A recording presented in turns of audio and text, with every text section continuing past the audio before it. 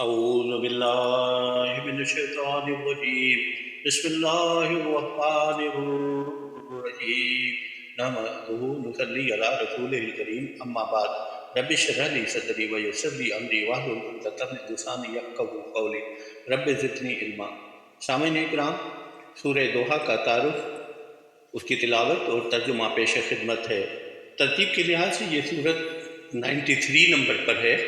یہ بھی مکی صورت ہے جس میں 11 آیات اور 1 رکوع ہے۔ پہلے ہی لفظ والضحیٰ کو اس سورت کا نام قرار دیا گیا ہے، جس کے معنی ہے دن کا وقت۔ اس کا مضمون صاف بتا رہا ہے کہ یہ مکہ معظمہ کے بالکل ابتدائی دور میں نازل ہوئی ہے۔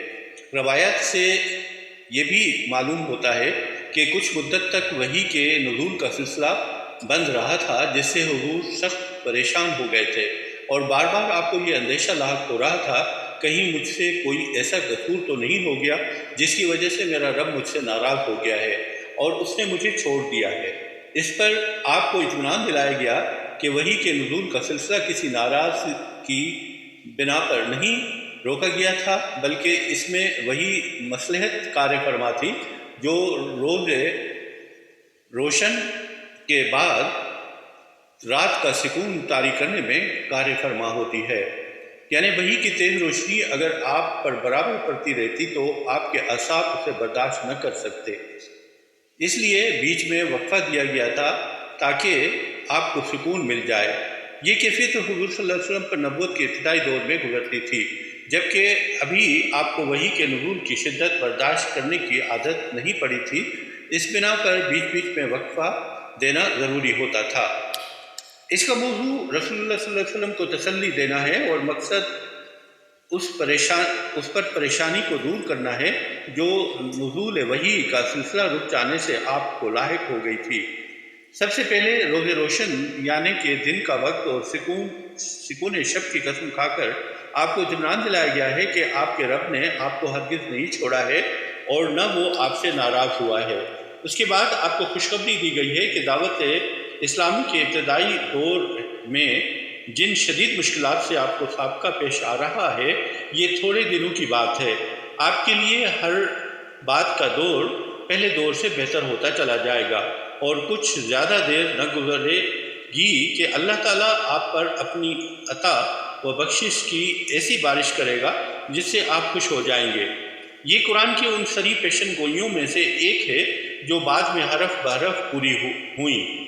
حالانکہ جس وقت یہ پیشن گوئی کی گئی تھی اس وقت کہیں دور دور بھی اس کے آثار نظر نہ آتے تھے کہ مکہ میں جو بے یار و مددگار انسان پوری قوم کی جاہلیت کے مقابلے میں برسر پیکار ہو گیا ہے، اسے اتنی حیرت انگیز کامیابی نصیب ہوگی۔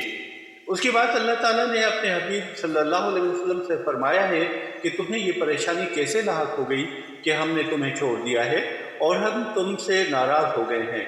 ہم تو تمہارے روز پیدائش سے مسلسل تم پر مہربانیاں کرتے چلے آ رہے ہیں۔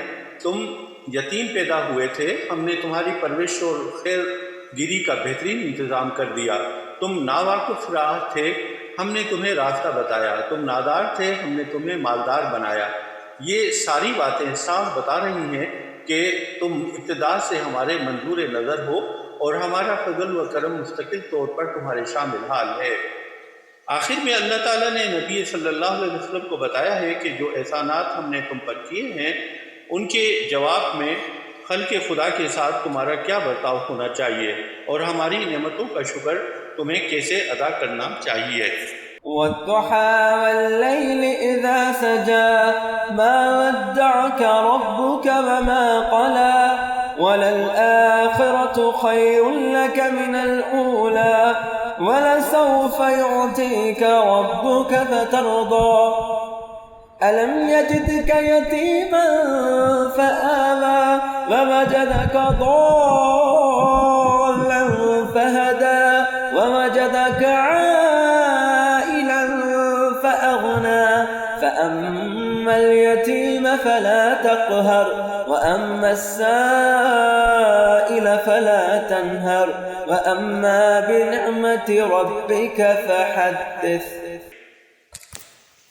ترجمہ: دن چڑھے کی قسم اور رات کی جب وہ چھا جائے، اے نبی آپ کے رب نے آپ کو نہ چھوڑا اور نہ ناراض ہوا، اور یقیناً آپ کے لیے آخرت دنیا سے بہت بہتر ہے، اور جلد آپ کا رب آپ کو اتنا دے گا کہ آپ راضی ہو جائیں گے۔ کیا اس نے آپ کو یتیم نہ پایا پھر ٹھکانہ دیا، اور آپ کو ناواقف راہ پایا پھر ہدایت بخشی، اور آپ کو تندرست پایا پھر مالدار کر دیا؟ لہذا آپ یتیم پر سختی نہ کریں اور سوالی کو نہ جھڑکیں، اور اپنے رب کی نعمت کا ذکر کرتے رہیں۔